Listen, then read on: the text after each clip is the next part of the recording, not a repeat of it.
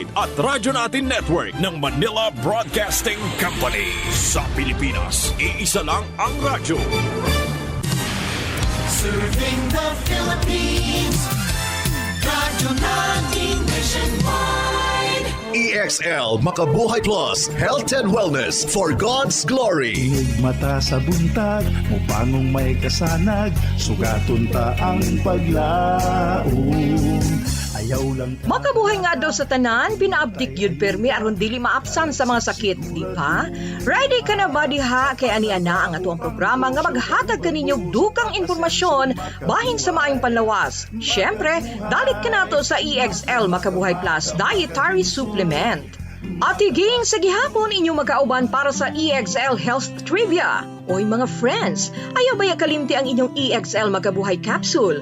Pagtumar na din ha aron kanunay baskog, abdik, himsog ug layo sa sakit. Ang mga taong obese adunay taas nga peligro nga makasinati og stroke. Ang diabetes, usa ka sakit diin nawala ang abilidad sa lawas nga kontrolon ang level sa asukar sa dugo ug tungod niini mamahimong mutaas pag-ayo o mubagsak ug taman ang level sa asukar sa dugo ug pareho kining adunay mga daotang epekto sa panlawas. Sakit sa mga taong adunay grabe nga kondisyon sa diabetes adunay sobrang gibugaton sa timbang. Labaw na usab ang posibilidad nga magka-cancer, ilabi na cancer sa tiyan o colon cancer, breast cancer, cancer sa matres, sa mga taong taba o sobra ang timbang. Gumikan usab sa sobrang kabugaton nga ginadala sa lawas, mamahimong makasinati og arthritis o pagpanakit sa kasukasuhan sa lawas. Gumikan kay nadugangan ang gipasaan nga gibugaton diha sa kaunuran. Dali na lamang ang pagkadaot sa mga kaunuran nga nagpalibot niini. Usa-usab sa mga sagad problema sa mga taba mao nga malisdan kini sa paginhawa kung makatulog. Ang sobra manggod nga taba nga nibalot na sa imong liog mamahimong muduot sa agian sa paginhawa ug maharangan ang maayong pagsulod sa hangin. Nakadugang usab sa posibilidad nga magka-gallstone o bato sa abdo kung sobrang taba ang lawas. Ang mga natapok manggod nga tambok diha sa lawas mamahimong magtapok kini sa abdo ug mamahimong gamayng bato nga magtuyok-tuyok umudagan-dagan paingon sa mga agian diha sa bili ug makabara kini ug makapahubag. Kinahanglan usab niini ang hinanaling operasyon. Ang pagkabaog o dili makabuo og anak mo isagad usab hinungdan sa problema sa mga taong tambok ug bugat ang timbang. Dili usab layo ang posibilidad nga mutaas ang level sa taba o kolesterol sa dugo sa mga taong sobra ang gibugaton. Diin kini gilambigit sa nagkalain-laing sakit sama sa stroke, alta presyon ug sakit sa kasing-kasing. Ug unsa usab ang nagpataas sa peligro sa obesity. Ato kining pagasayron sa atong pagbalik. Excellent Health, Excellent Life, EXL Makabuhay Plus. Danny B. Umpara Jr., 53 years old, Barangay Baguio, Davao City. Meron pong diabetes mellitus 2. Sabi ng doktor, puputulin talaga ang paa ko. Uminom ako ng EXL Makabuhay Plus capsule 3 beses, minsan pa nga 4. Nakita ko na mayroong kaibahan sa sugat ko. Gumaling na talaga siya 100%. Naghihikayat po sa iyo, subukan nyo uminom ng EXL Makabuhay Plus para gumaling din kayo na tulad sa akin. EXL Makabuhay Plus Dietary Capsule usa ka food supplement nga dunay makabuhay ug uban pang mga halamang gamot nga makatabang sa pagpalig-on sa resistensya ug paglikay sa mga sakit nga diin ang EXL Makabuhay Plus Capsule abunda sa vitamina C ug B complex nga mutabang sa pagpaayo sa mga samad ug pagpabiling himsog ang pamanit ug buhok. Padayon ta sa atong hisgutanan mga kamakabuhay. Unsa ba ang mga nagpataas sa peligro sa obesity? Labaw pa sa ginaganon sa tasa sa kanon o perming paglingkod ang mga naghatag dugang peligro sa obesity. Sama niini, mas komplikado ang obesity kaysa simpleng dunay taas nga body mass index. Sama usab sa ubang sakit, dunay personal, environmental o genetic factors nga mulambigit sa obesity. Nangahulugan ba nga kapalaran nga mamahimong overweight o obese ang usa ka tawo? Ang tubag,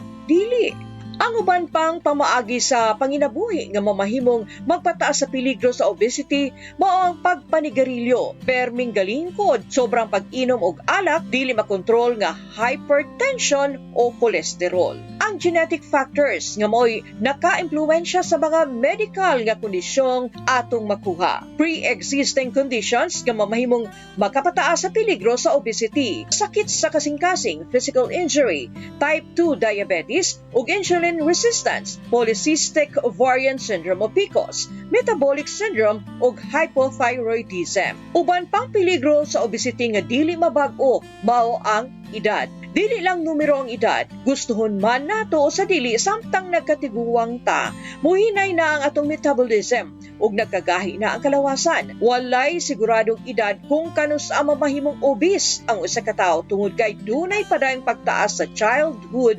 obesity. Apan bisan pa man ug dili na nato mabalik ang oras, makatabang ang saktong pangulay ug ang healthy lifestyle aron magpabiling bata ug himsog ang kalawasan. Mamahimong maka-impluwensya ang kasarian nato sa pagkatao sa pag-angkon ug pipila ka sakit. Din sagad mas daghang taba ang mga babae kumpara sa mga lalaki. Apan sagad sa mga lalaki adunay dili himsog nga taba sa hawak. Ang etnisidad sama sa genetics makahatag usab kanato og pipila ka sakit o kondisyon ang atong etnisidad.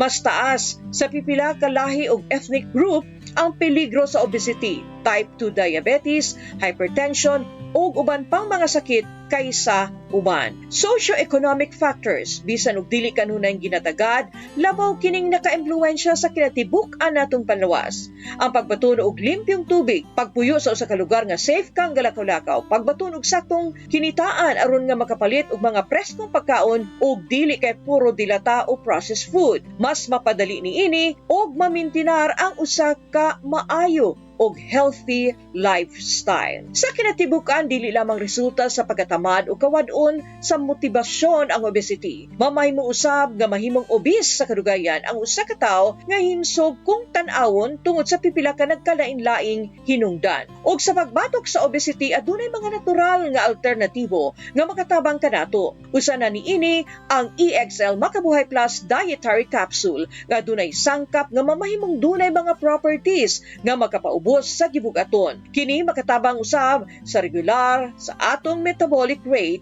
o pagbawas sa mga sobrang gibugaton. Karon, hisgutan usab nato ang ubang mga potensyal nga benepisyo sa EXL Makabuhay Plus Dietary Capsule sa mga individual nga dunay obesity. Una, mamahimong makabaton og appetite suppressant properties ang pagbaton og himsog nga panlawas sa EXL Makabuhay, mamahimong maghatag og pagbati nga permi busog nga mutabang pagkontrol sa atong pagkaon ug pagbawas sa sobrang pagkaon. Usa pa ka benepisyo sa EXL Makabuhay Plus Dietary Capsule mao ang maghatag kini og mga sustansyang magpaligon sa lawas, pinaagi sa pagtabang sa pagpabilin sa tamang balanse sa nutrisyon. Ang EXL Makabuhay Plus Capsule mamahimong maghatag og kompletong pag-amuma sa atong kalawasan ug magtinabangay sa panginahanglanon sa mga individual nga dunay obesity. Timan-i nga ang EXL Makabuhay Plus Dietary Capsule usa ka suplemento og dili hulip sa mga medikal nga tambag sa mga doktor.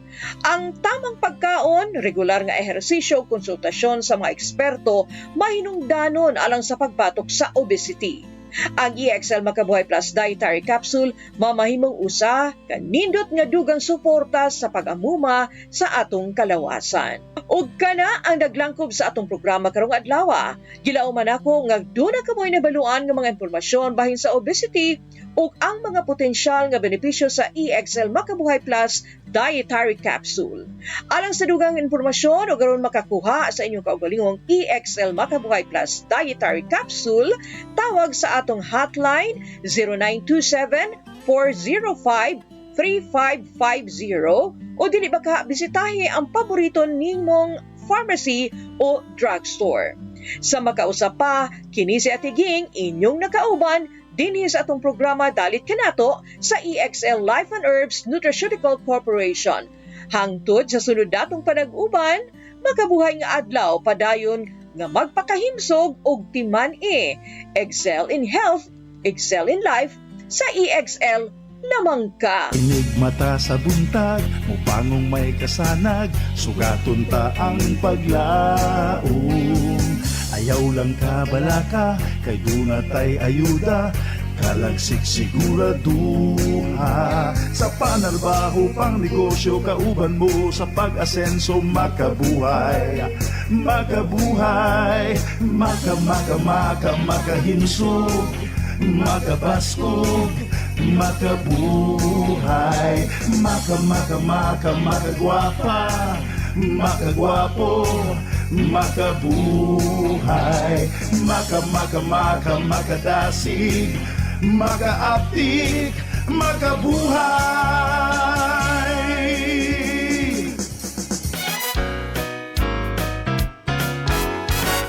Radyo natin. Tumigil